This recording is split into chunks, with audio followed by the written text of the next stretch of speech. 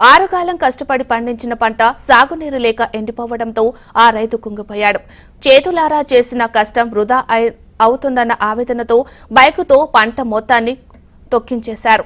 సర్కారు సాగునీరు ఇస్తుందన్న విశ్వాసం సన్నగిల్లడంతో చేసేది ఏమీ లేక తన చేతుల కష్టాన్ని తానే నాశనం చేసుకున్నాడు. సూర్యాపేట జిల్లాలో ఆ రైతు దీనగాథ ఇదే.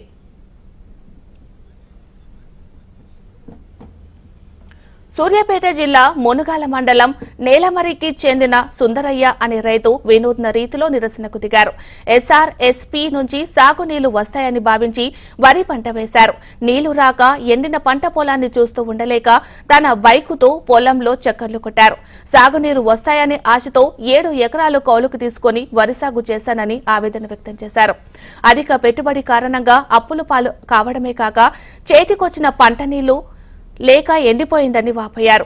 ఇప్పటికైనా ప్రభుత్వం సాగుకు నీళ్లు ఇవ్వాలని విజ్ఞప్తి చేశారు.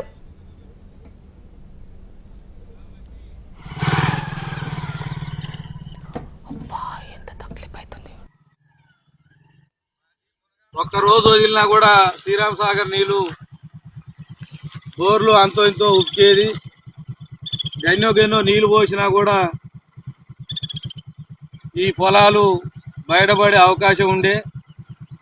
ఆ నీరు లేక కూడా ఇలా పొలాలు ఎండబెట్టుకొని ఈ పొలం కూడా కౌలు తీసుకున్న పొలం మొత్తం పొలం 7 ఎకరాలు చేసిన 7 ఎకరాలకు 6 ఎకరాలు కూడా పొలం గొర్రెలకి ఇవ్వాల్సిన పరిస్థితి ఏర్పడ్డది.